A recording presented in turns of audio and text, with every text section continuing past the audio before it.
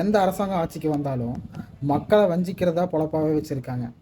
இதுக்கு முன்னாடி சென்னையில் மக்களோட வீட்டெல்லாம் இடித்து அவங்கள வெளியே துரத்துனாங்க.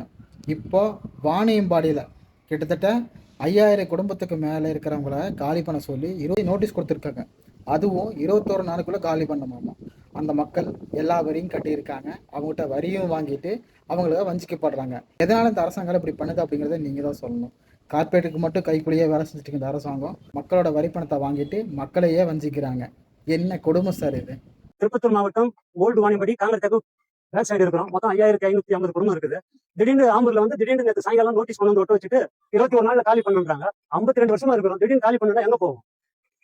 இன்னொரு 10 உயிர் போவோம், 10 உயிர் 20 உயிர் 50 உயிரும் போவோம். சாவுக்கு ரெடியா இருக்கிறோம், ஆனா காலி பண்ண மாட்டோம். என்ன நடக்குது பாத்துவோம். திடீர்னு ஒரு இன்ஃபர்மேஷன் இல்ல, நம்மளுக்கு இருக்கிறதுக்கு இடம் இல்லாத காலி பண்ணா எங்க போறது? நம்ம கொண்டாடி பிள்ளை வச்சு ஒரு குடும்பமா 2 குடும்பமா திடீர்னு காலி பண்ணா எங்க போவோம்? நம்ம எங்களுக்கு இடம் கொடுக்கணும். இடம் கொடுத்து எங்களுக்கு இடம் கொடுத்துட்டு அதுக்கப்புறம் அதுக்கு ஒரு முடிவு சொன்னா அதுக்கப்புறம் ஒரு 6 மாசமா 1 வருஷமா டைம் கொடுத்தா அதுக்கப்புறம் நம்ம காலி பண்ணுவோம். ஒண்ணுமே இல்லாத நோட்டீஸ் பண்ணி ஓட்ட வச்சுட்டு ஆர்வம் கூட்டம் போடணும்னு ஓடிட்டா எப்படி? அது ஈழத்தமிழர்கள் வந்தாங்க, அவங்களுக்கு எல்லாம் வீடு கட்டி கொடுத்தாங்க. இப்ப உங்களுக்கு வீடு கட்டி கொடுத்துருக்காங்க. 52 வருஷமா வரி வச்சுக்கிறேன். 20 பைசா வரியில இருந்து என்கிட்ட ப்ரூஃப் இருக்கு, நான் காமிக்குவேன். என்கிட்ட ப்ரூஃப் இருக்கு. எங்க போறது? திடீர்னு இவ்வளவு பெரிய குடும்பம் இருக்கு, எங்க போவாங்க? திடீர்னு காலி பண்ணணும். ஒரு இன்ஃபர்மேஷன் இல்ல, ஒரு 6 மாசம் 1 வருஷம் டைம் கொடுத்துட்டு இப்ப உங்களுக்கு இடம் இங்க வச்சிருக்கேன். சாதாரணமான ஓயா டைஸ் பக்கத்துல பாலாத்துல தண்ணி வரும்போது 15 பேருக்கு கால்வெளியில ஊரு கொடுத்தாங்க. வீடு அடிக்கிறோம், உங்களுக்கு இடம் கொடுத்துரும் போனாங்க, எல்லாம் நல்ல மாதிரியா போயிட்டாங்க. இங்க ஒண்ணுமே இல்ல. திடீர்னு நோட்டீஸ் போட்டு வச்சுட்டு காலி பண்ணுனா எங்க போவோம் சார்? சொல்லுங்க பாக்கலாம். ஒரு குடும்பத்துல 7 பேர் 8 பேர் இருக்கிறோம். அன்னாரம் காட்சி ஆகிற வேலை வந்தாதான் எங்க வீட்டுக்கு பொழப்பு, இல்லைன்னா மண்ணு தான். ஆடி மாசம் பகுதி எல்லாம் கஞ்சிகள் ஆட்டி வச்சுக்கிறோம். எங்களுக்கு எல்லாம் சமையல் வேலை வந்தாதான் நம்ம பொழப்பு பண்றோம். என் பேர் லியாக்கத் அலிங்க, எங்க அப்பா பேரு. நோட்டீஸ் ஓட்டு ஒரு பேரு, என்னப்பா ஒரு பேரு? நாகராஜ். அது நீர்த்துறையாமாங்க, நீர்வழித்துறையா.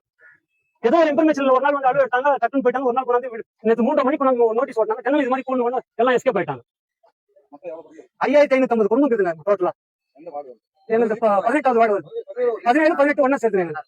16 வார்டு, 3 வார்டு சேர்த்துங்க.